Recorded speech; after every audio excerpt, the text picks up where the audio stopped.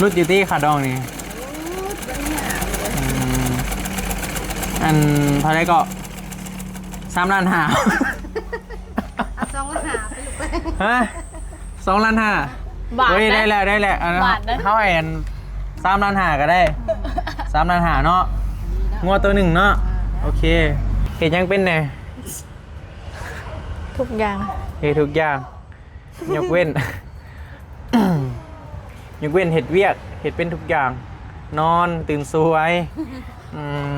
กินสู้ๆได้ไหมเด้อถามมื้อใดเขาได้เป็นลูกเคยเจ้าเลยเขาสัญญาว่าสิเฮ็ดให้เจ้าสบายดอกเด้อ มียังขายเบิด ขายเบิดมียังเขาไม่เห็นจะทานไปได้เลย เอ้าว่าสิเฮ็ดให้ไม่เฒ่าแน่บ่ ขาดอง3,500,000ได้เลย อย่าซะแม่เขาสิเห็นให้น้องฉันอย่าซะ 3,500,000ได้ว่าเลยขาดองเนี่ย ได้โอ้ย ฮะ แน่บ่ลูกเคย ขาดอง75 ล้านเลยต่อแล้ว3,500,000 มียังแน่ลูกเคยเฮ็ดให้ไม่เฒ่า3,500,000นี่เอ้า นี่ท่อนี่ แล้วยังอีกบัดนี้ แล้วก็เห็นห้านคล้ายเครื่องห้านแบบตู้นี่แหละสีซื้อสังกะสีมาจอดเด็กก็จบเจ้ากันเลย ได้บ่โอเคบ่มาดิวเลยเด้อขาดอง3,500,000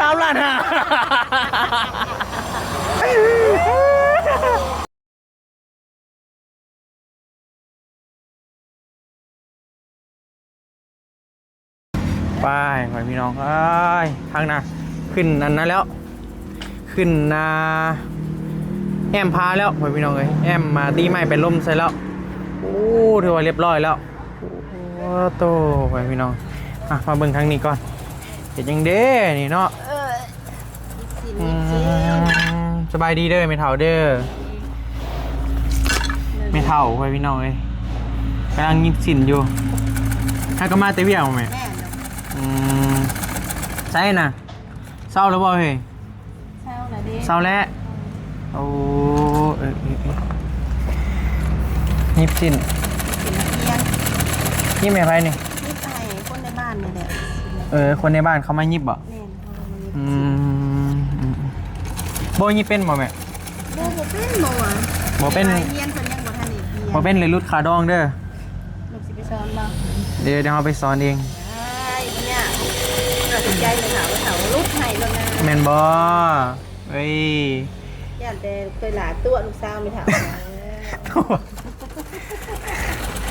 ตัวในสังเนาะไม่ถามเจ้าอลีว่าเคยบอกเอาลูกสาวไม่ถามไปจะได้ โอ้ลูกสาวเจ้าแล้วบ่เอาเฮาตอนนี้นะรุดอยู่ที่ขาดองนี่อันเท่าไรก็3,500,000 เอา2,500,000ไปลูกไป ฮะ2,500,000 บาท เฮ้ย นะ ได้แล้วอันนั้น บาทนะ เท่าไหร่อัน3,500,000ก็ได้3,500,000เนาะงัวตัวหนึ่งเนาะโอเค3,500,000กับงัวตัวหนึ่งพ่อพี่น้องเอ้ยใครเป็นเงินไทยก็ประมาณ 5,000 บาทนี่แหละ คำเด้คำจากมินบ่ฮอดฮูนซ้ำนะคำจาก2-3 มิลนี่แหละเนาะ ต่ำปะนะครูบอ ต่อขาดองไม่เท่าแล้วพ่อพี่น้อง75 ล้านบ่ขาดอง 80บ่ไม่เท่าพอได้ก็ว่าจากกันตอนนะ75 ล้านเห็นยังเป็นไง ทุกอย่าง เห็นทุกอย่างยกเว้น ยกเว้นเห็ดเวียกเห็ดเป็นทุกอย่างนอนตื่นสวยกินหลายแมนวาโบปล่อยหยอกปล่อยพี่น้องพอได้หัวเอาคือว่ามันเป็นจักรนี่มันบริเวณไส้ไฟบ่ ใส่มอเตอร์ก็ได้ มันจักร2 ระบบบ่นี่โอ้ไฮบริดเนาะไฟก็ได้เหยียบก็ได้คู่มือนี่แหละบ่ได้เข้ากะกลางคืนก็เลยว่าไม่ได้มาไว ร้านยิบสินเสือนักเรียนเนี่ย เจ้าก็มีคนมายิบเนาะทั่วแล้วเขาหูแล้วเนาะ แม่ก็ยิบหลายปีแล้วได้ลูก โอ้เขาหูไปแล้วเนาะก็เลยว่าคนก็เลยว่ามัน เรียนยิบสินนะก็เจ้าฮู้จักเขาเอาเดินมายิบนั่น โด ก็ได้เงินนำโบนำเบลไปโรงเรียนผมก็ โบไปโรงเรียนนี่ให้มื้อเท่าไรแม่ ให้9,000นั่นแหละมื้อเงินบ่ได้ก็10,000แม่ให้ บ่ให้ก็ยาบัดนี้หาเองแล้วแม่ห้านก็เฮ็ดให้เลยเด้หาเงินเลี้ยงแม่แล้วบาดนี้ เออเห็นเราได้ซะ เจ้ายังสินอนตื่นสวยอยู่บ่ได้เด้เนาะยามมื้อเช้ามา6 โมงเช้าเปิดห้านผมคนไปการเป็นมาเพิ่นกะแวอันนี้12 โมงยังบ่เปิดห้านก็โอ้บ่ทันกินแล้วเพิ่นไปฮอดไสแล้วก็ถือว่ามื้อนี้ก็มุงเรียบร้อยแล้วพ่อพี่น้องเดี๋ยวจังหน่อยจึงสิย่างไปเบิ่งเราหยิบเครื่องก่อนบ่ได้พอกับเราโดนเติบแล้ว เป็นสบาย บอกว่าแบบบ่ได้ถ่ายคลิปนี่นะพ่อกับพ่อแบบแป๊บเดียวนะบ่ได้แบบเว้ากันแบบนี้เป็นอะไรความรู้สึกเห็นลูกสาวสิได้ห้านเลยแม่ โอ้แม่ก็ดีใจแน่เนาะ ดีใจวะ ดีใจเลยบ่ได้อยู่กับมาหากินนี่แหละ โดย บ่อยู่กับแม่อยู่เนาะบ่ได้อยู่ อืม ขายชีวิตไปอยู่ มันก็เป็นอีกอันหนึ่งอาชีพเนาะแม่เนาะหนึ่งอาชีพแบบว่าทำมาหากินนี่แหละพี่น้องเลี้ยงชีพเลี้ยงครอบครัวเฮาเนาะแม่เนาะ แม่ สิได้ออกแต่เวียกแล้วที่เจ้ากะ ยังอยู่เพิ่นได้ยินเพิ่นว่าประมาณอีกท้ายเดือน10เพิ่นว่าจังซี่ ยังเหลืออีก2 เดือน แม่น ได้ออกแต่เวียกเนาะ แม่น 2 เดือนก็ปิดนาย่าแม่นบ่ กายา แล้วเพิ่นก็ให้ออกบาดนี่พ่อพี่น้อง แม่น ก็เลยว่ายากอยู่ได้บ่ แม่นี่เฮ็ดทุกอย่างได้รับจ้างเลี้ยงลูกเขาแม่ก็เฮ็ดมาแล้วนะ โอ้แม่นบ่ แม่นรับจ้างเลี้ยงลูกกันมินิมาร์ทรักษา6ในจนใหญ่แล้ว อืม เพิ่นก็จนไปโรงเรียนแล้วคือมื้อนี้ก็เอิ้นแม่อยู่ โตรับจ้างเลี้ยงลูกครับ แม่นเลี้ยงได้2 เดือนลูกเพิ่นอยู่มินิมาร์ทในห โด น้าย บ้านมานี่จนได้ปี6 เดือนแล้วก็เอาไปโรงเรียนเลี้ยงจนได้ไปโรงเรียนหยังวะ โดยตอนนี้คือเฮ็ดแต่เวียกเดียวบ่ แม่นเฮ็ดเวียกนี่แหละแล้วก็หยิบเครื่องอยู่เพื่อนตัดเล็บให้กับเจ้าขึ้นมาจ้า ตัดเล็บอีก แม่น โบได้ตัดเป็นบ่แม่ โตก็บ่ได้อยู่ เฮียนเอานำแม่นี่วีซ่านะ แม่ เด้ เป็ อ นหลายแนวได้อะลูกมันยังบ่ คือ ได้ เพิ่นนี่ยัง หลา สามารถเลี้ยงเจ้าได้เด้วีซ่าเรา และอันนี่ยิบยังก็พอได้กินเนาะแม่เนาะ แม่นพอได้กิน ก็พอได้กินอยู่ได้พ่อพี่น้อง รับจ้างเฮ็ดหันเฮ็ดนี่แม่ก็ไปอะ โดย แม่บ่ได้เกลียดเวียกได้แม่ได้เน้นได้เงิน เฮ็ดเบิด เฮ็ดงานก่อสร้างแม่ก็เฮ็ดมาแล้ว ว้าวดีบ่ เฮ็ดอะลี โอ้ เฮ็ดร้านมันนี่แม่ก็ไปเฮ็ดแม่ลงไปฮอดเฮ็ดอยู่สารวันพุ่นได้ เอ้ แต่พ่อยังอะแม่ให้พ่ออยู่กับน้องโบน้องเบลแม่ละไป โดย ไปเฮ็ดนำในป่าคนหักเพลงนี่แหละไปสารวันก็โดนเติบเพื่อแล้วร้านมันดิ โดยคือว่าสู่นะเนาะแม่เนาะ แม่น สู่ชีวิตไปพี่น้อง ไปเฮ็ดเวียกอยู่สารวัน2 เทื่อแม่ไป โดย พ่อยังบ่ได้ไปได้มีแต่แม่ไปพ่อเลยเฮ็ดเวียกอยู่ที่แบ่งกันไป อืม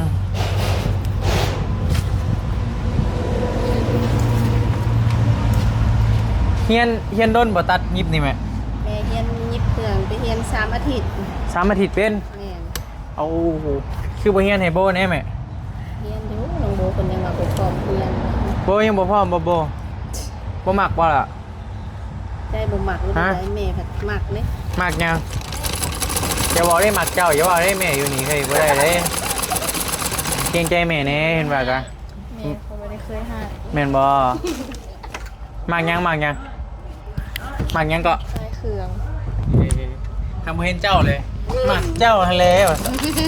โอ้ยโบยว่าในนี่ได้แม่แกมบ่เห็นเจ้านะ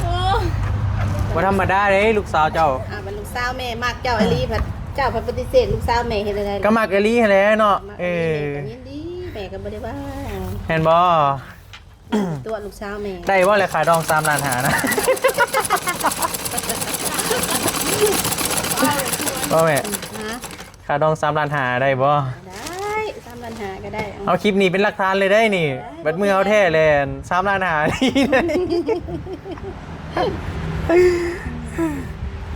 ต่อขาดองไม่เท่าก่อนพ่อพี่น้องจาก75ล้านเหลือ3ล้านหา โอ้ตัวเองตอบเป็น ธรรมดาซ้ำนี่ราคากันเด้งเด้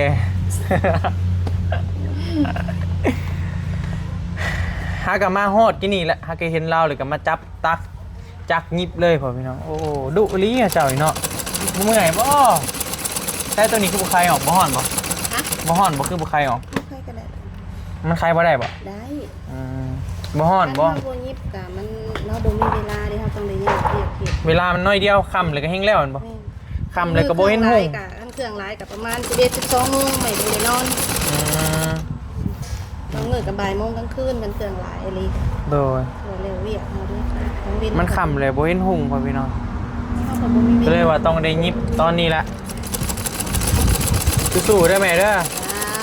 ถามมื้อใดเฮาได้เป็นลูกเคยเจ้าเลยเฮาสัญญาว่าสิเฮ็ดให้เจ้าสบายดอกเด้อ มียังขายเบิด ขายเบิดมีหยังเขาบ่ให้เจ้าเฮ็ดอีกแบบยิบมันยังไงนี่มันเมื่อยไหมขายเบิด ขายเบิด โดด นี่ก็ได้นี่กินสิเบิดบัดนี้ฮะ ขายแล้วก็นอนกินแล้วบัดนี้ใส่เงิน เงินเบิดเลยเฮ็ดได้บัด เงินเบิดบ่ เฮ็ดได้บัดนี้บ่สิไปเฒ่าฟังเบิ่งบัดนี้เงินเบิดเครื่องสิทำมาหากินกับเบิดเลยเฮ็ดได้บัดนี้ฮะเอ้า ไปหารับจ้างเลยบัดนี้ ตัดอ้อยโหแล้วหาตัดอ้อยตัดย่างแค่นั้นโหแล้ว เคยสิไว้ก็ไม่เฒ่าว่าไม่เฒ่าสู่อยากได้ลูกเคยเป็นสู่บ่ได้เฮ็ดได้ ฮู้แนวใดว่าเฮาสู้บ่ได้ บ่ เฮาก็ว่าเฮาแหละเฮ็ดเวียกนี้นั่นได้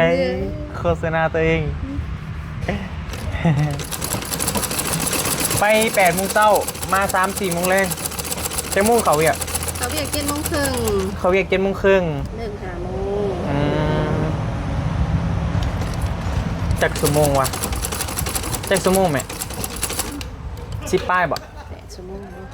7-8 ชั่วโมงเนาะ เลิกปกติ มันพักเที่ยงเนาะ เลิกปกติละ3:40 นาทีแล้วเขาก็ออกมานั่งหาอนามัยบัดนี้เพื่อ แต่อนามัยอีกมันบ่ แม่ถ้าต้องได้อนามัยนักซอยเพิ่นอีกอนามัยเครื่องจักรสิมาแม่นะ เลยโอเคสู้ๆเด้อไม่เท่าเด้อยังได้ก็3 ล้านหาคือว่าวหั่นแหละ ป่ะเดี๋ยวมาเบิ่งทางนี้ก่อนพ่อพี่น้องมาเบิ่งก่อนเพิ่นกำลังติดตั้งยกแล้วทางนะโอ้โหเรียบร้อยแล้วมาบาดนี้กำลังใส่พัดลมพ่อพี่น้องนี่ใส่พัดลมออกมาก็จะประมาณนี้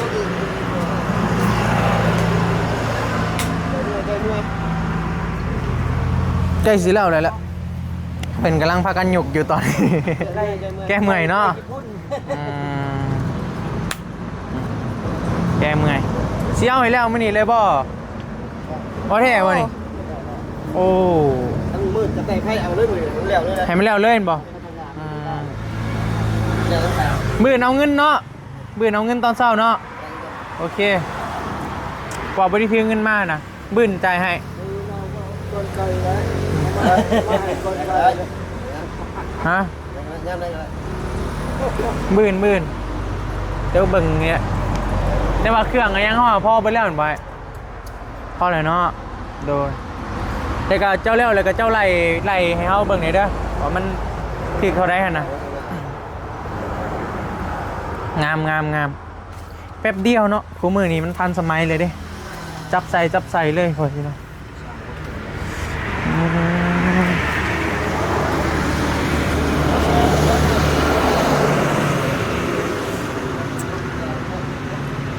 ใส่ทั้งหน้าอีกบาทใส่อัดทั้งหน้าอีกแห้งพักเลยบาท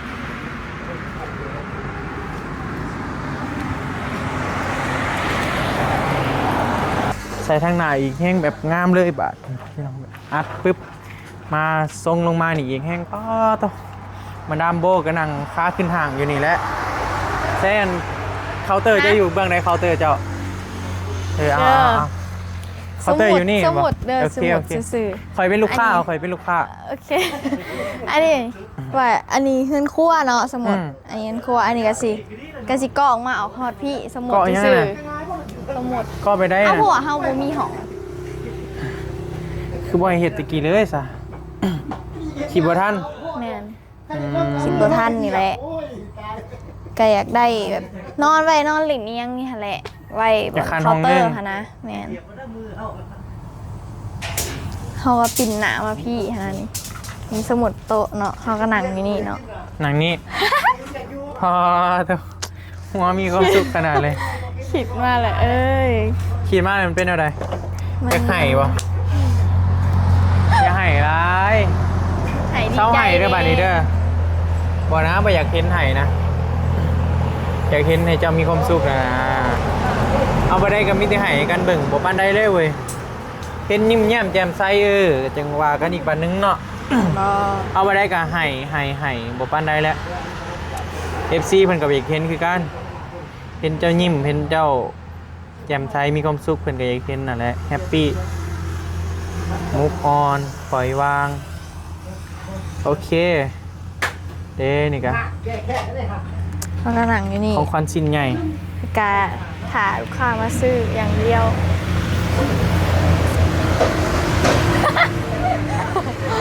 โอ๊ยคิดมากเลยกานั่น คิดว่าอะไรเป็นอะไร ตื่นเต้นอยู่ ตื่นเต้นเต้นนะแม่ เต้นบอกเป็น เห็นยังแน่เป็น ฮะ เห็นยังแน่เป็น หลายอย่างอยู่ เห็นยังแน่เป็น นอนสวยเลยก็กินหลาย กินลายของกระตุ้ยเลย เจ้ากินหลายเจ้าบ่ตุ้ยเด้แม่มาเบิ่งห่านลูกสาวเพิ่นเลยโตเรียบร้อยมาเบิ่งข้างหน้าบ่มาเบิ่งข้างหน้าพี่จึงเห็นค่ะมาเฮ้ยพี่มันต้องอยู่ทางหน้าพี่ปล่อยพี่น้องจึงเห็นครับ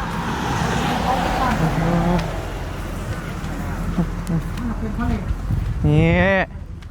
ต้องวิวนี่ต้นหมากลำไยกับต้นยังนี่ เซลาเซลล์นี่หอยใส่นี้เลยก็ได้จริงงามเลยหอยใส่เฮือนนี่หอยใส่นี่ปุ๊บ เป็นอะไร โอ้ยิ้มมีความสุขแถวว่าดีใจบ่บ่คิดบ่ฟันเนาะไหมเนาะสำเพื่อนเพื่อนไหมแค่เนื้อทีเจ้าได้เห็ดคือเพื่อนเลยก็มันก็ใหญ่สำเพื่อนนั่นแหละนอนได้ เวลาเนาะ แม่นงามอยู่บ่แม่ น้ งามเนาะ ำที่มือสร้างบ้านแม่เนี่ยโอเคนะ ตัวสำเพื่อนโมเดิร์นลังหนึ่งยังสิมีแซกลงมาอีกไหมมีแซกลงมานี่ก็ใส่2เสานี่ทางหน้ากว้างเติบ เขา ได้ ต้องได้ยับออกมาอีกได้นี่เนาะ ดินเจ้าหอดไซดินเจ้า นี่มันความยาวนี่ค่ะ บ่ดินหนานี่แหละ ก็พูดก่อนสับเซลล์ ไม่ขอบท้องทักแหน่บ่ แต่ว่าไปแต่ดินแม่ยังบ่ได้เฮ็ดดินเถื่อน อยู่เพื่อนนี่ฮะ แม่ แต่ว่านี่นาทีเขานี่บ่เลยเพราะว่าหักก็มันก็บ่มีหยังหลายดอกคะแนนว่าอันนั้นก็จึงอันนั้นนะเนาะ ถ้าเราอยากงับมาก็ได้จังหน่อยหนึ่งแต่ว่าเอาแต่ซ้ำนี้เฮาก็ได้แหละก็โอเคแหละ เพราะนี่มันก็ได้อยู่เนาะ จะกว้างหน่อย ออกมานี่เลยนี่ออกมานี่มันแห้งกว้างเติบได้นี่แม่นแหละกว้างเติบอยู่ยังสิได้ออกมาอีกอันนี้มันนั่นน่ะ ทางในน่ะก็เสามันจ่อกันโพดนี่นะคะแนนแบบเฮาบ่ใส่เสากลางนี่แห้งคักเลยแต่ก็งามแล้วโดยรวมก็งามแล้วพอดีมันเข้ากับทรงมันเลย ตะมุตะมิกับหน้าที่มันจำกัดเนาะหน้าที่มันน้อยหน้าที่ร้ายก็คือสีอันงามกว่านี้อยู่หรอกคอยเนาะคือมันสิได้ใหญ่นะหน้าที่มันน้อย ใหญ่เนี่ย โดย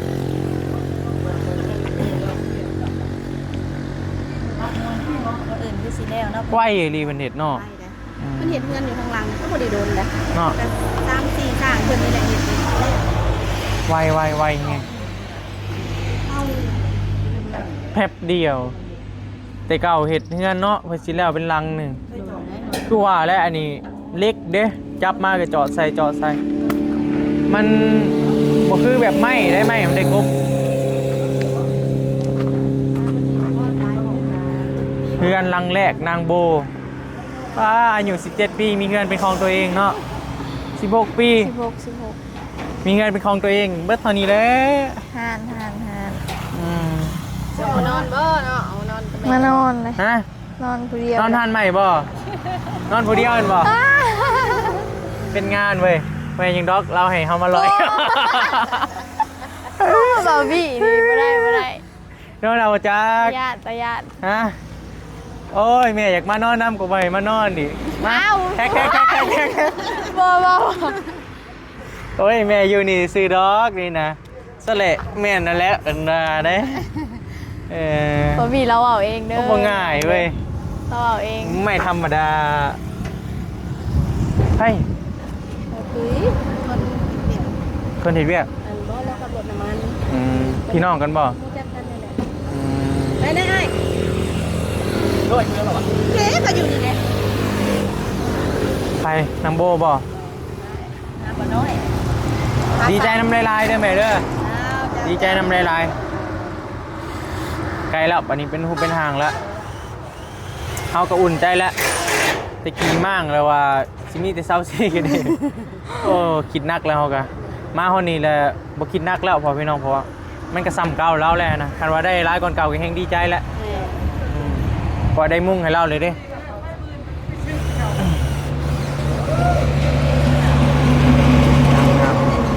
เนื้อที่ออกมาอีกน้อยหนึ่งนี่แห้งคักเลยนี่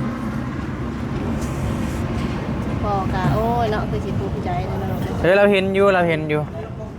แนมเห็นอยู่ภูมิใจแหละเนาะเราเห็นชุมเจ้าได้ชุมเจ้านะก็เราก็ดีใจแหละไม่ได้เห็ดบุญนำเรา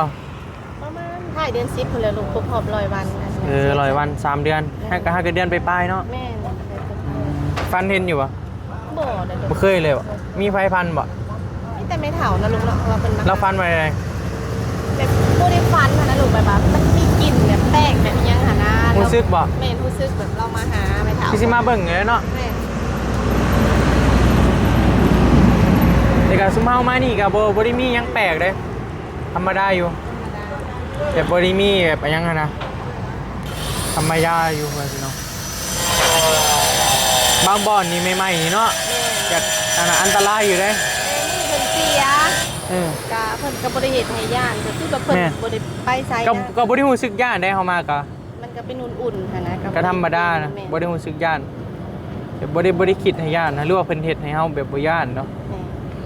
ปกติเนาะใหม่ๆมาคือซุมเฮามาแบบเสียงเฮเสียงโฮอีกแต่ละมื้อหั่นนะ มันต้องผิดปกติ สู้มายังเด้อเอาอีกแล้วเนาะ อันนี้ก็ปกติ เราคือสิเข้าใจหั่นแหละ แม่ใบเตยเมื่อหรอบ่ เมื่อแล้ว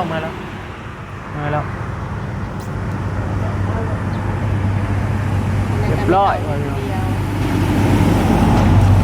มื้ออื่นพุ่นแหละเราเสร็จให้มันแล้วมื้อนี้เลยก็ท่าเบิ่งสิอัดมื้อนี้เลย เพราะว่าสร้างเพิ่นก็ไปเรียกกาแจ้งนะ โดแม่แหละลุยพี่กะลีได้สั่งกัน สร้างนี่แล่นขนาดบ่ได้สร้าง แม่ เก่งเลยเนาะ สีขายของกินซุกน้ำบ่อ ว่าท่านได้ไงว่าสิซื้อขายหน้าบ้านนี่นะว่ายัน เฮ็ดวางได้นี่เฮ็ดวางได้ปุ๊กตูบโยปุ๊กตูบบ่ แม่ว่าคันบุกกับแม่ว่าสิซื้อเต้นอันนึงว่ามาตั้ง เป็นตู้แบบห้านกาแฟไปนั่นน่ะให้เราจอดให้ซื้อสังกะสีมาเบิดบ่หลายซ้ำประมาณ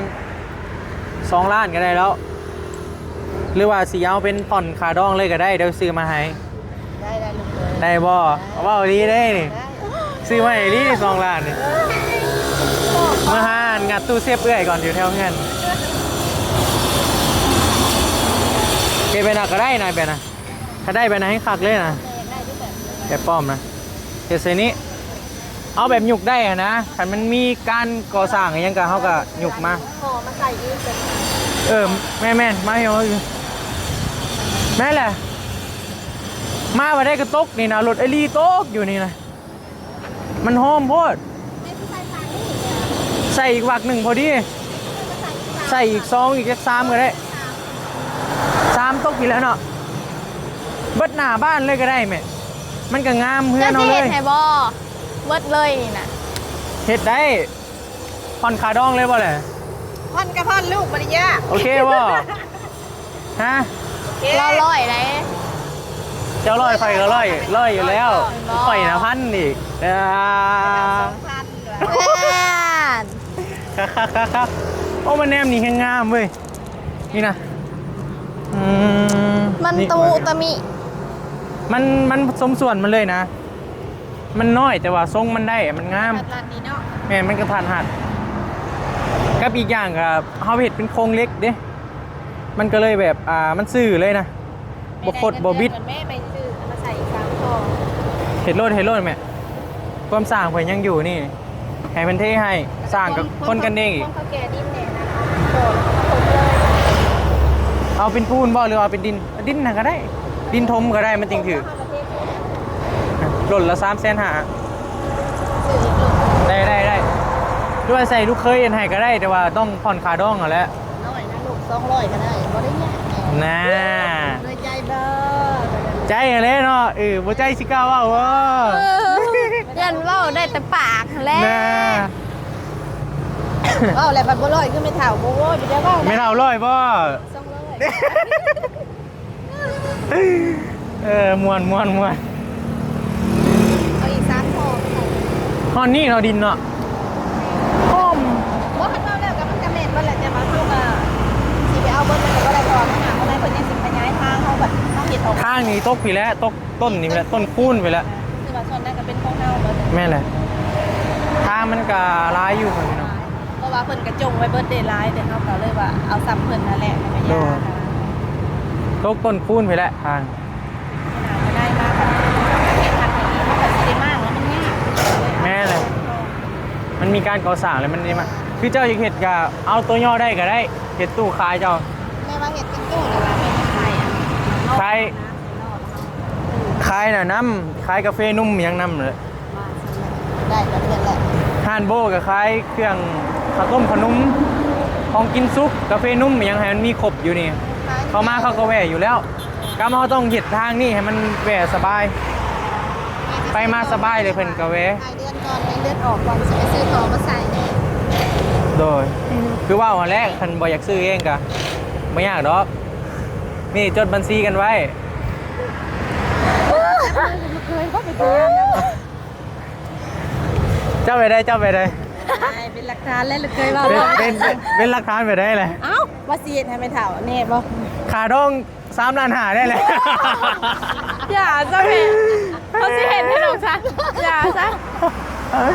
3 ล้านหาได้ว่าเลยขาดองเนี่ย ได้โอ้ย ฮะ แน่บ่เคย ขาดอง75 ล้านเลยต่อแล้ว3 ล้านหา มียังแน่ลูกเคยเสร็จให้แม่เฒ่า3ล้านหาเนี่ย นี่ท่อนี้ แล้วยังอีกบัดนี้ แล้วก็เห็นห้านขายเครื่องห้านแบบตู้นี่แหละสีซื้อสังกะสีมาจอดเด็กก็จบเจ้ากันเลย ได้บ่โอเคบ่มาดิวเลยเด้อขาดอง3 ล้านหา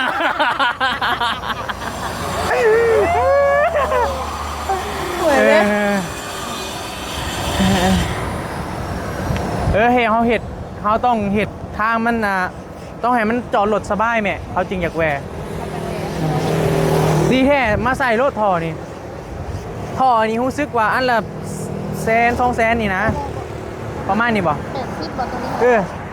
จักท่อนี่เอา1 2 3 4 3 อีก4ท่อก็ได้แม่ให้มันทอดพี่รถทอดดินเท่ารถนี่1ท่อเลยจักเม็ดหนึ่งบ่ ตัวละเม็ด ท่อละเม็ดโอ้ยอีกหลายท่อเติบเลยเนาะจะเอาดินแบบเอาเห็ดแบบให้มันแบบงามๆแนมเข้ามานะเพิ่นก็อยากแหว เอา4 ก็คือไปนี่เพิ่นสิอยากแหวนี่ เอา4 แม่น4หรือว่า5ก็ได้ให้มันเนื้อที่มันมีบ่อนจอดรถไปมาสะดวกอะนะ เนี่ยเคยเสร็จให้แม่เฒ่า ก็ได้คือว่าเอาแหล้วขาดอง3 ล้านหา โอเคลูกเอ้ย คือว่าประมาณนี้แหละพอพี่น้องสำหรับห้านน้องหลาเพิ่นเนาะก็เดี๋ยวแนวได้สิมาอัปเดตให้เบิ่งอีกบาทหนึ่งเด้อพอพี่น้องสำหรับโดยแม่ก็ถือว่าเพิ่นกำลังสีตีไม้ปันลมมันยังใส่แหละพอพี่น้องแล้วจึงว่ากันเด้อพอพี่น้องเอาสำหรับคลิปนี้ลำลาเลยเด้อเนาะจังได้ก็ขอบคุณหลายๆเนาะที่ว่าติดตามแล้วก็ให้กำลังใจบอบบี้โดยตลอดมาสำหรับคลิปนี้ไปก่อนบ๊ายบาย